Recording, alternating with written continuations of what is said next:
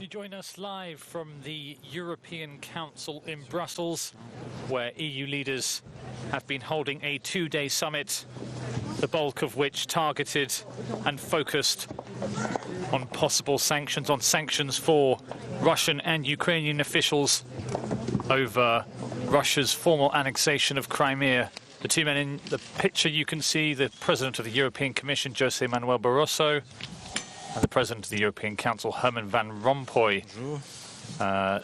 Good afternoon. 12 Russians have been added to a previous list of 21, Spring European extending the number affected by to the President of the European Council. extending the number of people affected by travel bans.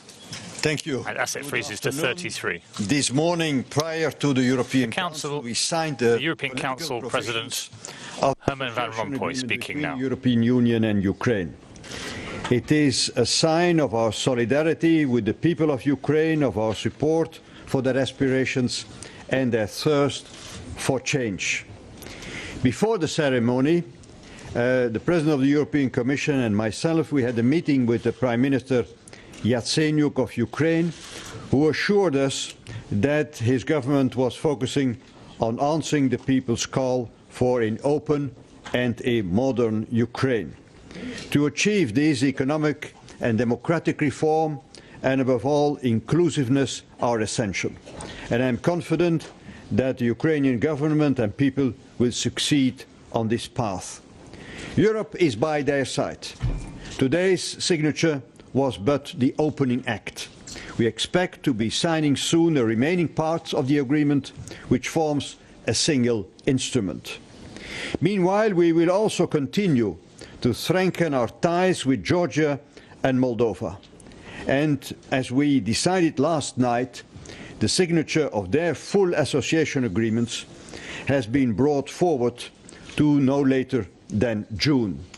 The determination is there on their side, and it is also there on ours. The sanctions against Russia that we decided yesterday are taking legal effect this afternoon. But already, as I said last night, even the shadow of sanctions is already showing its impact on Russia's investment climate. And once again, they are not a goal in themselves, but a means to an end towards a negotiated solution in respect of international law. During our European Council meeting this morning, we had discussions on two main themes, energy and climate. Our energy discussion focused primarily on how to reduce our high energy dependency, particularly relevant, of course, in the context of the situation with Ukraine. Energy dependency matters for energy prices, it matters for industrial competitiveness, and it matters for our foreign policy. If we don't take action now, by 2035, we'll be dependent on foreign exports for up to 80% of our oil and gas. By far the best tool we have to improve this outlook is our single market for energy. We must use it to the full. And today we send a clear signal that Europe, as I said, is stepping up a gear to reduce energy dependency, especially from Russia, by reducing our energy demand with more energy efficiency, by diversifying our supply routes to and within Europe, and expanding energy sources, in particular renewables, and also by energy security on our borders and security of supply for our neighbours. Concretely, insofar as interconnections are concerned, we decided on the following, and you find this in the conclusions under point 20 or 21. So we are taking the concrete measures in the field of interconnections. Such interconnections should also include the Iberian Peninsula and the Mediterranean area, and where relevant, interconnections should also be developed with third countries. Member States will show solidarity in case of sudden disruptions of energy supply in one or several Member States. In addition, further action should be taken to support the development of the Southern Corridor, including further spur routes through Eastern Europe, to examine ways to facilitate natural gas exports from North America and to the EU, and considers how this may best be reflected in the so-called TTIP negotiations with the United States, and increase the transparency of intergovernmental agreements in the field of energy. So reducing our energy dependency, especially in relation to Russia, was a key topic in our deliberations of this morning. That is not all. Around the table there was a strong sense that we need a new way to do energy business. We should work more as a team when we negotiate contracts, sharing more information, bringing more transparency on contract conditions, all that to increase our joint bargaining power. Leaders are ready to maximize their collective hand. They have asked the Commission to come up with a concrete action plan in time for our June summit as a basis for a comprehensive energy security framework. So we are serious about reducing our energy dependency. We discussed it at the highest level last May and today, and we will do so again in June and in October. Europe was first built as a community for coal and steel 64 years later, and in new circumstances it is clear we need to be moving towards an energy union. This morning we also discussed climate change. This was the kick-off discussion for our 2030 climate goals. We are starting already now for the sake of predictability for business and investors. In climate terms, 2020 is already around the corner. This was a first discussion ahead of the Paris 2015 climate conference. As Europe, we need to continue to play our role.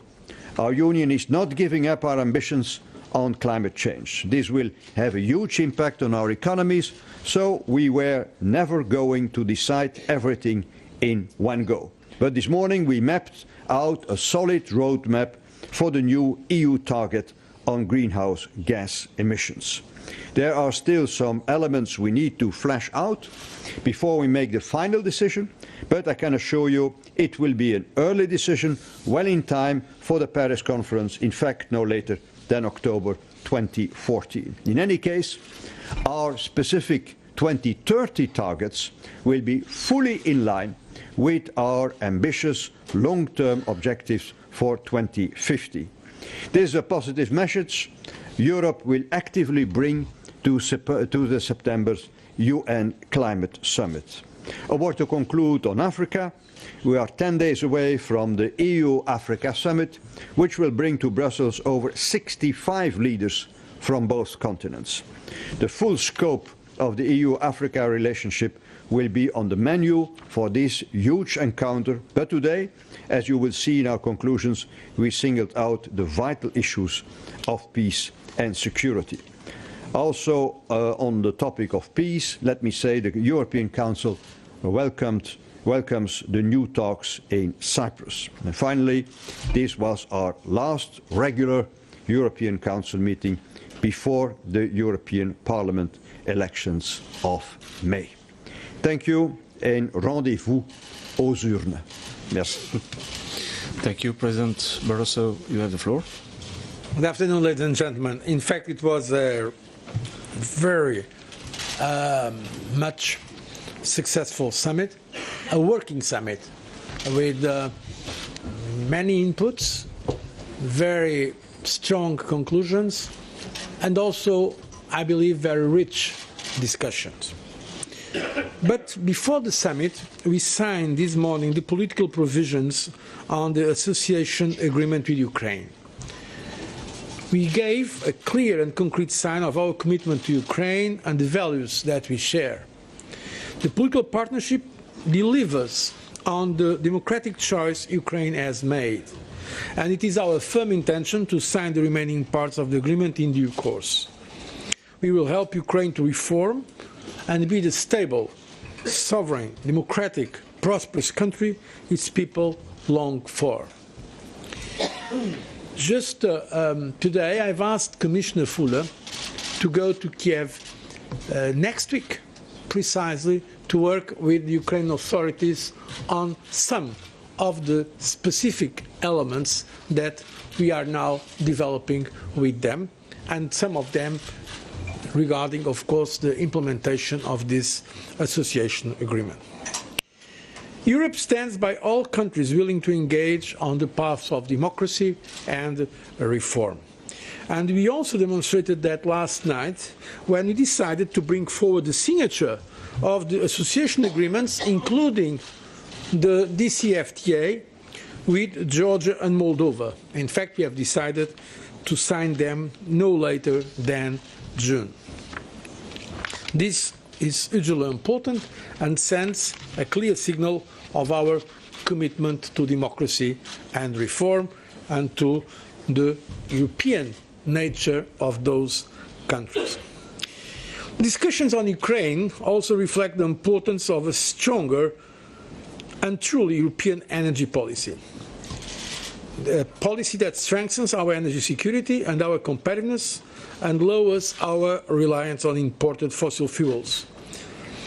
We have discussed this in a comprehensive framework linking energy and climate policies, exactly as we have done in 2007, when we came with the most ambitious package in the world in terms of climate policy. So not separating, but putting them together.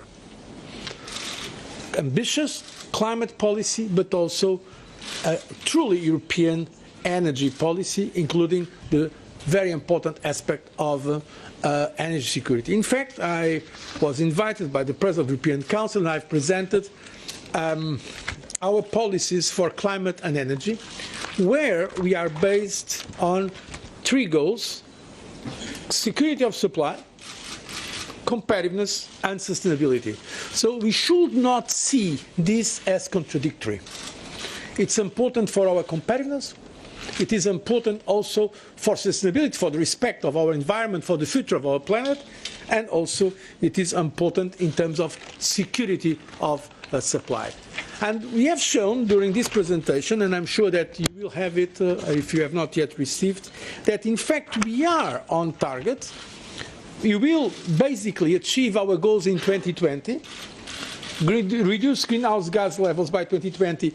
We will have most likely minus 24%, and our goal was 20%.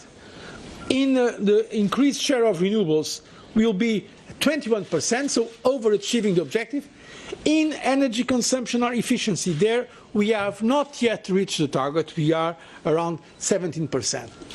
But today what we have discussed was what we are going to do until 2030. And I was happy that the European Council, after very comprehensive discussions, has agreed that already for the UN Climate Summit in September, we will be sure that the specific European Union target for 2030 for greenhouse gas emission reductions will be fully in line with the agreed ambitious European Union objective for 2050. And so, as Herman Van Rompuy said, it is not yet, and it could not be today. Today was the first discussion. It is not yet an agreement on all the elements of the proposal the Commission made, but it is clearly an endorsement of the European Commission proposal as the basis for our policy in the future, and I feel encouraged after the good discussions we have. And I believe part this comes also because of the interest that some member states have also in security of supply. And so I think that once again it's the wise, smart way to discuss these issues is not to have the climate policy only from the, let's say it, green constituency and the security of supply for some countries, but linking all the objectives. In fact, we have been diversifying our supplies and suppliers over the last years, for instance, with the adoption of this Southern Corridor. And we have been doing it not just because it's beneficial for the European economy, but also for reasons of geopolitical nature. We have come a long way, in implementing our current 2020 goals and in developing our internal energy market, which is the core instrument of energy solidarity between member states. And it's also, some of these goals are very much in line with the energy security, because if you have more renewables, you are less dependent, of course, on imports of fossil fuels, for instance. But we definitely need to go much further. And today there was a clear determination to further diversify our supplies, to fully apply the rules of the internal energy market to ensure a level playing field, but also to improve interconnections. And that, I think, was one of the new factors in today's discussion. Several delegations push hard for more precise commitments in interconnections. For instance, as President Van Rompuy just mentioned, there will be a special attention to the Iberian Peninsula, because in fact Spain and Portugal, while having already between themselves an integrated energy market, they are still cut off the rest of Europe. Attention especially also to the Mediterranean area. So I think from that point of view, it was recognized that this logic of interconnection, that by the way the European Commission has fought for when we launched this Connecting Europe facility in the MFF, is now fully recognized, and I think there is sufficient political will to make that happen. And of course, as the President of the European Council already mentioned, the European Commission received the task of providing a study analysing all the elements of European Union energy security before the June European Council. So very soon, but in fact we have already a lot of studies in that area, and we are more than happy to share them with our member states, and if they are ready, even to go further in our common endeavours.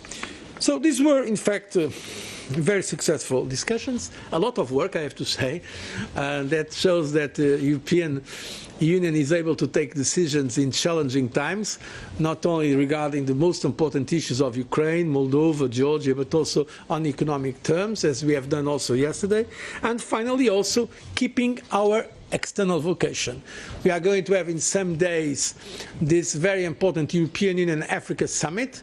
I think we have to apologize in advance to the people of Brussels, because I think in terms of traffic, with all these heads of state, it's not going to be easy. And I don't know if it will be better when we receive President Obama on the 26th. So I want to make a friendly warning regarding the traffic in Brussels, a city where I live now for 10 years, and also the week afterwards, when we receive for an historic visit, will be the first ever visit of the Chinese president to the European institutions, so that will be also complicated. But it shows a good thing, that the European Union keeps its ambition. In fact, it's reinforcing its ambition in terms of the global issues, in terms of opening, and that we are also in the field of climate leading the way with an ambitious common position. I thank you for your attention. Thank you. There is time for some questions. Please state your name and the media you represent. Thank you. Yes, ma'am. A question for President Rompuy, Radio Romania public station. President, starting now today with this signing of the political part of the agreement, and as you are saying, the last summit before the European elections, do you think the political debate of the European leaders could change a bit, or could give a new approach to the trust of the European citizens with this political will of Ukraine, of the trust in the European constitutions? I hope so, of course. I hope so, of course, because the pictures, the images of the people of Maidan waving with the European flags in December until the last day before the new government took office impressed a lot of Europeans and made them reflect.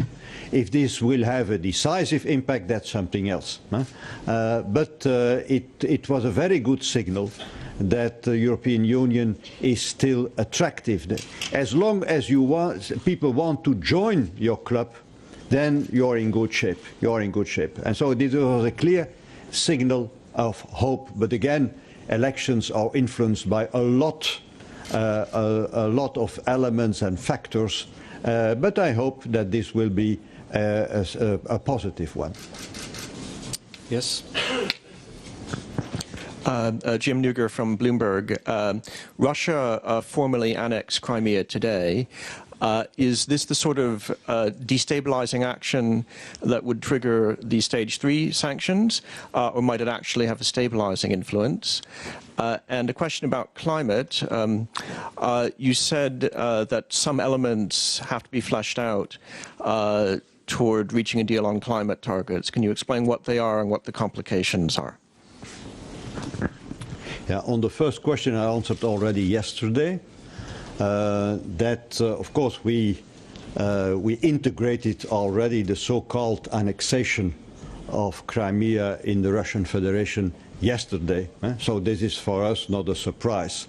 This is not an element to trigger stage 3, but I said also yesterday that I will not explain here in public in front of the media what kind of element we need to trigger phase 3. In any case, we are preparing already phase 3. The Commission was tasked to prepare those economic sanctions. I am convinced that this will be already, and in fact, already the preparation, the simple fact that we think at that kind of sanctions are already an impact on the Russian economy and hopefully also on the Russian decision makers. But I answered your question already yesterday. For us, what happened today is not a surprise. It is in the line of what was done in the previous days.